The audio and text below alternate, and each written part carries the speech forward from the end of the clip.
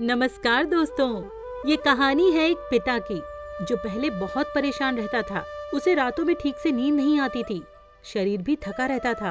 धीरे धीरे वो बात बात पर नाराज हो जाते और चिड़चिड़े हो गए थे और उन्हें हर समय कोई ना कोई बीमारी भी घेरे रहती थी। पर एक दिन सब कुछ बदल गया। एक दिन माताजी ने जब उनसे कहा, मैं 1 महीने के लिए मायके जाऊंगी, परिवार के साथ बैठकर थोड़ा समय बिताऊंगी। पिताजी ने बस इतना कहा, ठीक है। लड़का बोला, पिताजी मेरी पढ़ाई में बहुत परेशानी चल रही है। पिता बोले, कोई बात नहीं बेटा, सुधार हो जाएगा।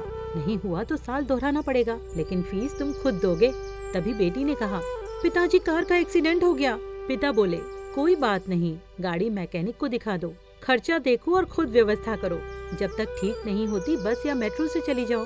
बहन ने कहा, भैया मैं कुछ महीने आपके घर रहना चाहती हूँ। पिता ने बड़ी सहजता से कहा, ठीक है, बैठक में रह लो। अलमारी में रजाई कंबल है, निकाल लो। पूरा परिवार अचंभित था कि क्या ये वही पिता हैं जो बात बात पर चिंता करते थे। क्या पिताजी किसी डॉक्टर से मिलकर आए हैं, जिन्हें अब मुझे कोई फर्क नहीं पड़ता नाम की कोई चमत्कारी गोली मिल गई है।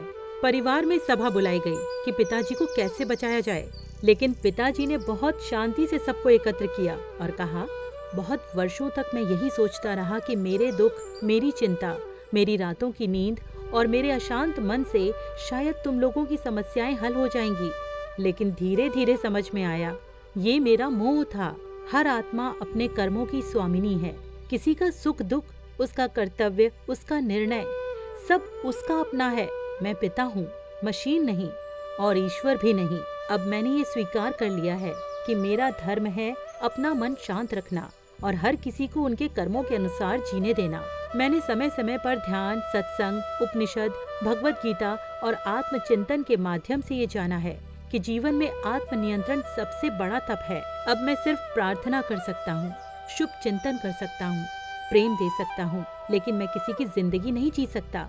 अगर कोई मुझसे मार्गदर्शन चाहे तो मैं दूंगा, पर चलना उसे ही होगा, निर्णय उसके होंगे, फल भी उसी को भोगने होंगे। अब से मैं किसी का बोझ नहीं उठाऊंगा, ना मानसिक, ना भावनात्मक, ना कर्मों का।